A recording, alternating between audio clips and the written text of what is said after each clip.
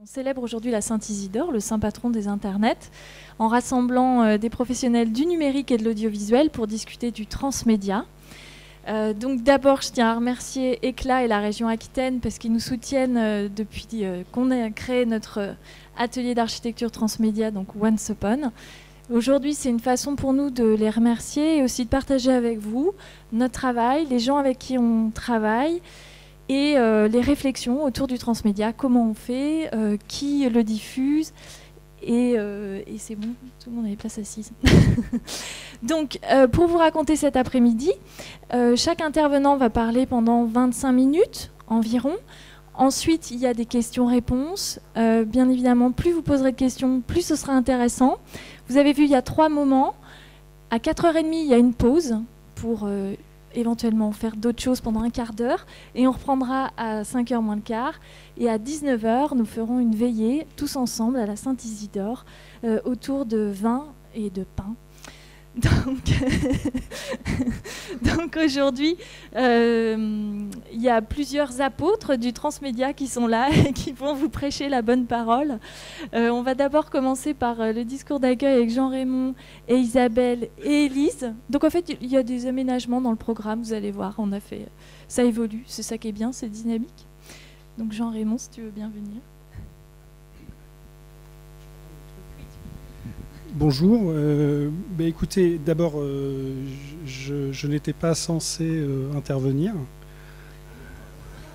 Ah, c'est Vincent Leclerc qui m'a dit qu'il fallait faire ça. Non, plus sérieusement, je vous prie d'excuser Cédric Pellissier, le directeur général d'ECLA, qui est appelé sur un incendie en Pyrénées-Atlantiques.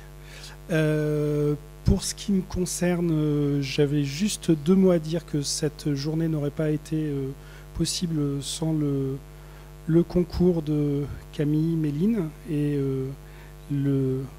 l'engagement du service création-production de Noémie et Séverine à l'agence, qui a une chose qui est particulièrement réconfortante dans la rencontre avec le transmédia dans cette région, c'est que ça me paraît être un espace qui renoue avec une forme de transmission et de mutualisation des savoirs qui est plutôt réjouissante pour des collectivités territoriales et des structures comme les nôtres. Voilà.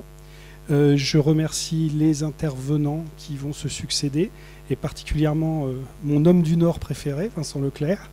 Mais on se connaît depuis très longtemps, c'est pour ça que je peux me permettre de le chambrer un petit peu. Vous remercier d'être venus aussi nombreux, et puis remercier le Conseil régional de son engagement vers des formes de création hasardeuse, aventureuse, sans modèle économique, et qui pourtant mérite toute votre attention. Voilà.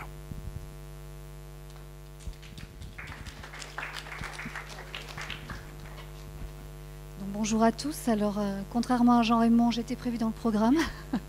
Donc, je suis Isabelle dos Santos Barrère, donc du Conseil régional d'Aquitaine. Je suis chef du service des industries culturelles et créatives au sein de la direction de la culture et du patrimoine. Il faut que vous sachiez que ce secteur-là des industries culturelles et créatives est un des secteurs phares des dispositifs culturels pour les années à venir. Ce secteur comporte plusieurs pôles. Donc nous avons un pôle livre qui nous permet d'aider les libraires, les éditeurs.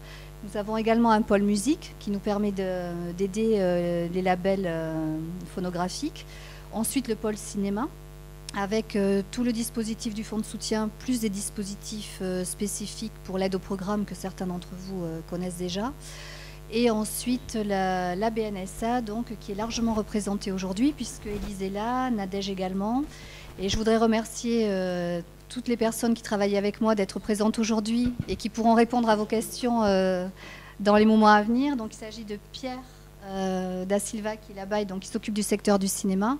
Donc Élise qui va compléter mon introduction pour tout ce qui est la part BNSA et industrie culturelle et créative. Nadège qui vous présentera un peu plus tard dans l'après-midi l'appel à projet La Fabrique, donc, qui est un dispositif où on retrouvera du transmédia de toute façon, comme dans le cadre aussi du fonds de soutien. Enfin, ils vous en diront davantage tout à l'heure. et Sandrine qui est là et qui nous aide aussi dans toutes ces tâches au quotidien.